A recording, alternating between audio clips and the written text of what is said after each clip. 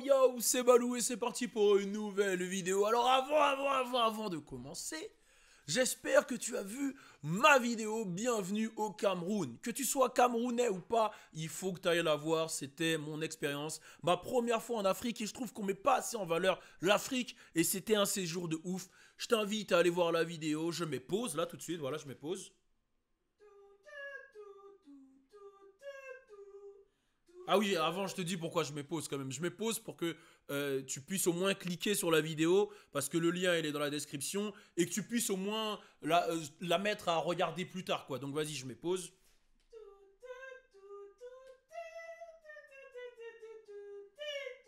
Donc voilà, j'espère que tu vas aller regarder la vidéo et que voilà, tu as déjà cliqué dessus pour la mettre dans l'autre onglet pour la regarder plus tard. Bref, je vous ai dit aussi que j'étais DA de chez Wavelife. Je sais, mes intros sont longues, mais j'ai des choses à dire.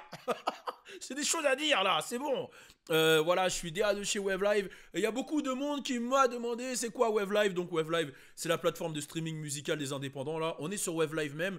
Vous voyez là, on est sur Wavelive. Donc tu peux aller mettre tes vidéos, etc. Et tu vois, mettre tes vidéos, mettre tes musiques. Donc tu vois là qu'on arrive, tu vois toutes les musiques, etc.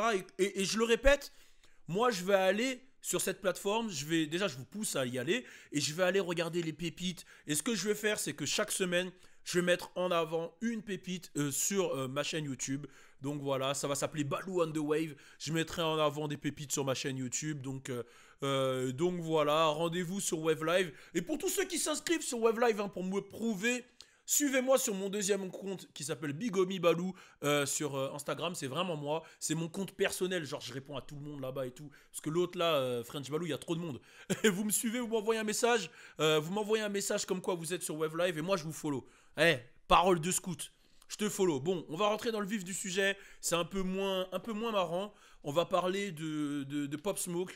Donc voilà, il y a un détective de la LAPD, c'est la police de Los Angeles, qui a clairement dit que voilà, Pop Smoke s'est fait tuer par un jeune de 15 ans pour sa Rolex. Mais cette histoire, elle est vraiment bresson parce qu'il y a plein d'incohérences, il y a plein de choses qui se sont dites. Vous vous souvenez quand Pop Smoke est mort, d'abord ils ont accusé ses proches, de l'avoir set up, comme ils disent les Quinri, d'avoir fait un coup monté, c'est-à-dire d'avoir divulgué les adresses, d'avoir fait exprès pour que Pop Smoke meure. Donc il y a eu plein de théories, il y a eu plein de ci, ça. Et petit à petit, on apprend de plus en plus de choses. Je rappelle que quand Pop Smoke est mort, il n'était pas seul dans la maison. Et là, on a appris clairement que c'est un petit de 15 ans qui est venu, qui est venu avec un 9 mm et qui a fumé Pop Smoke. Alors, il faut savoir que Pop Smoke était sous la douche quand le petit est venu. Et selon les dires de la LAPD et même du petit, il avait toutes ses chaînes sur lui. Donc le mec, il fait sa douche à 4 heures du matin après une grande soirée avec toutes ses chaînes. Hein. Il a toutes ses chaînes. Et le mec, il est arrivé. Et il lui a demandé les chaînes, il lui a demandé les trucs, et il lui a tiré dessus. Voilà, il lui a tiré dessus. Et il y a des incohérences parce qu'on a appris qu'il s'est fait tirer dessus dans le torse, mais lui, il dit qu'il lui a tiré dessus derrière. Il était accompagné de mecs, mais les mecs ils disent qu'ils sont restés dans la voiture et les mecs c'est des adultes et qu'ils l'ont envoyé lui. Donc il y a plein d'incohérences. On dirait que les mecs qui ont monté le coup, ils ont remis sur le petit de 15 ans comme ça il prend pas la perpétuité comme il est mineur. On dirait qu'il y a plein d'incohérences. Comme quoi Pop Smoke qui prenait sa douche avec toutes ses chaînes à 4 heures du matin et que le petit il est venu, il l'a dépouillé. Il faut savoir que le pire dans tout ça, c'est que le petit qui a fait ça, le petit qui a 15 ans, il a tué Pop Smoke et il a revendu la Rolex.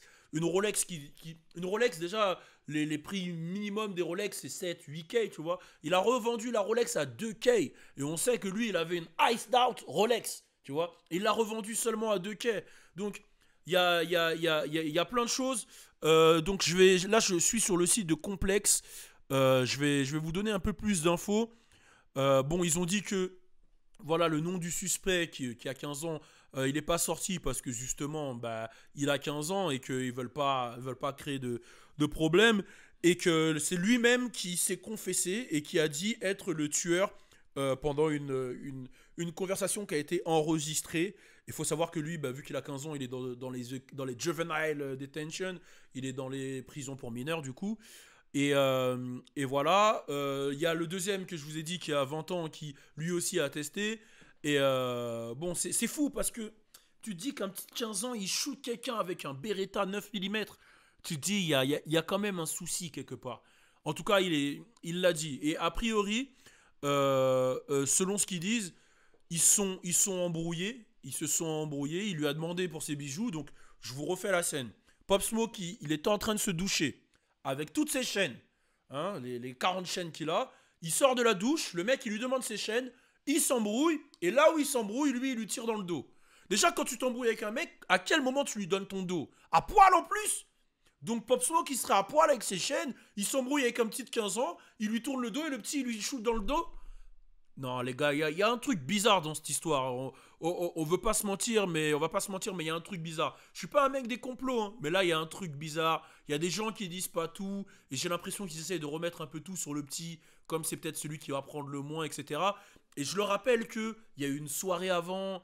Il y avait même des histoires de... Il y a une meuf qui a balance où ils étaient. Il y a plein de choses, en fait, à prendre en compte. Et c'est vraiment, vraiment, vraiment bizarre. Mais je pense qu'au fur et à mesure du temps, on va savoir et ça va se préciser. Mais en tout cas, ce qu'il faut retenir, c'est quand même que le petit qui a attesté avoir tué Pop Smoke a revendu... l'a tué pour du matériel, quoi. Et ça, c'est grave. Et il l'a revendu 2000 € seulement. C'est-à-dire qu'il a tué le mec pour 2000 €. Mais il faut même pas avoir d'âme, en fait. Faut même pas avoir d'âme. Et encore une fois, rest in peace Pop Smoke. J'avais fait une vidéo à l'époque où j'avais dit que pour moi, il était susceptible d'être l'un des kings de New York. J'étais pas fan à l'époque. Je suis toujours pas un super grand fan de Pop Smoke, même si j'admets qu'il a été très très bon et il a beaucoup influencé. Ben on le voit, l'influence qu'il a eue. Mais je sais que ça aurait pu être une légende et que ce qu'il a fait, c'est légendaire quand même. Donc, grosse force et gros soutien à la famille de Pop Smoke. On passe au prochain sujet de Kodak Black. Avant de parler de son projet là, qui va sortir son EP, j'ai été marqué sur cette photo de Kodak Black et Lil Pump. Voilà. Je sais pas qui fait les textes sur French Plug, mais je vais vous lire ce qui est écrit. Les deux artistes ont été aperçus ensemble, ont-ils tourné un clip? I Am French Balou avait promis qu'il serait prêt à sucer ses followers si Lil Pump faisait un hit durant ces 3 prochaines années. Donc, je répète ce qui est écrit. I Am French Balou, c'est-à-dire moi, d'ailleurs suivez-moi sur mon Insta, avait promis qu'il serait prêt à sucer ses followers si Lil Pump faisait un hit durant ces 3 prochaines années. Si tu crois vraiment que Lil Pump va avoir un hit, même avec Kodak Black, c'est que t'es fonce-dé, frérot. Celui qui a écrit ça, là, tu sais que Lil Pump il va pas avoir un hit. Regarde-moi, toi, derrière ton écran, tu crois que Lil Pump il va avoir un hit, là? Tu crois vraiment que Lil Pump il va avoir un hit? Les gars, c'est fini l'époque où tu dis 7 fois la même chose. Gucci Mane, Gucci Gang, Gucci Gang, Gucci Mane, Gucci Gang, Gucci... C'est bon les gars, c'est fini. Force à Lil Pump quand même. J'espère qu'il reviendra quand même. Bon, je voulais pas, Et je le répète, hein, je le dis, hein. Mais carrément, je vais même plus loin, je fais un plan... je fais un plan à 3 avec 2 mecs même si Lil Pump il a un hit. Vous êtes des ouf, vous. Il aura pas de hit. Bref, on revient sur Kodak Black qui a annoncé justement son projet Haitian Boy Kodak. Donc il l'a annoncé et il a fait, voilà, cette petite vidéo que j'ai trouvée lourde.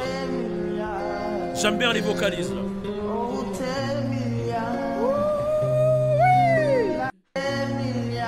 J'ai bien aimé les vocalises. On va carrément aller la voir. Je crois qu'elle est en... Parce qu'on a mis un petit bout, nous, mais je crois qu'elle est en entière sur la page de Kodak. On va aller la voir. Moi, j'ai aimé les vocalises.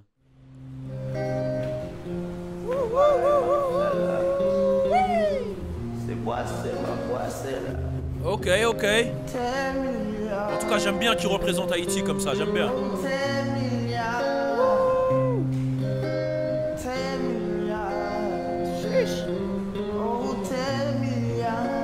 Let's go, Kodak.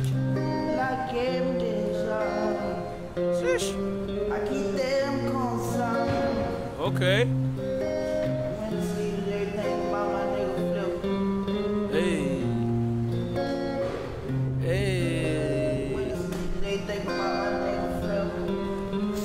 J'aime bien qu'il représente Haïti comme ça.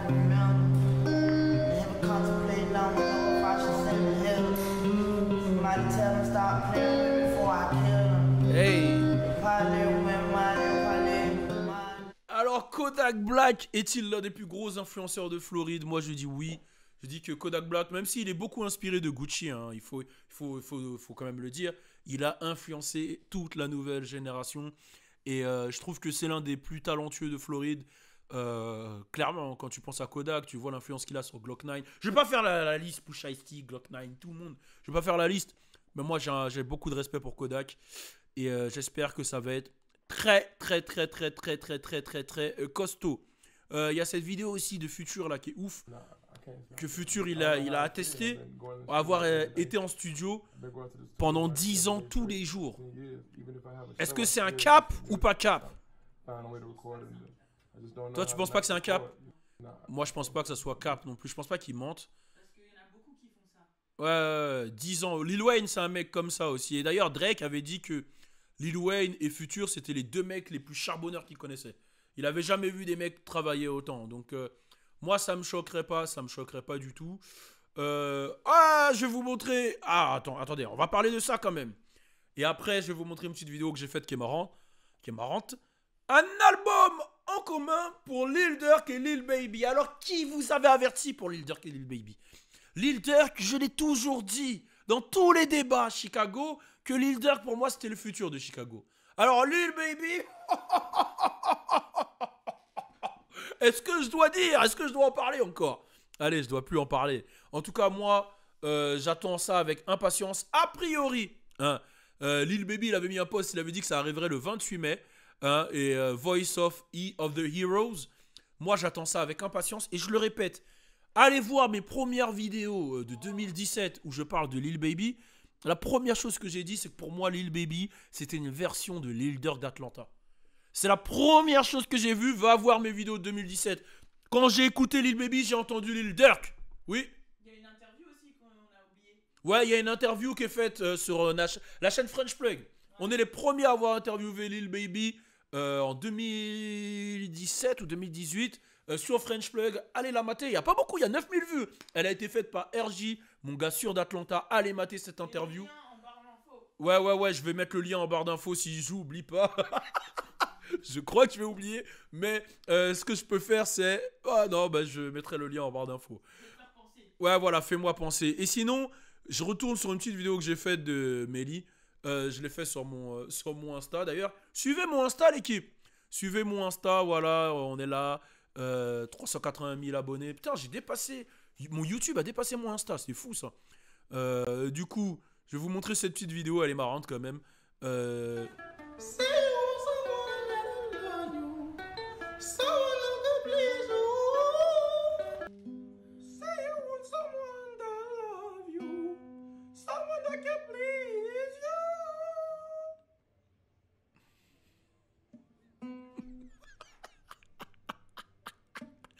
Je suis fier de ma connerie. Bon, alors pour vous, comment ça s'abonner en retour? S'abonner en retour? Comment ça, il y a un compte à moi qui n'est pas abonné à French Balou? Non, plus sérieusement, est-ce que, du coup, vous validez plus ma voix ou celle de Melly? Voilà, mettez un commentaire, on est ensemble. C'était Balou, c'était les news, on est ensemble. Eh, attendez, on me dit quoi dans l'oreille? Que le Balou Show Podcast revient la semaine prochaine. Ah, ok, le Balou Show Podcast revient la semaine prochaine. C'est entendu. Voilà, je l'ai glissé comme ça, mais ceux qui regardent les vidéos jusqu'à la fin, vous êtes au courant. On est ensemble. Turn up. Tout est neuf, tout est nueve, tout est neuf.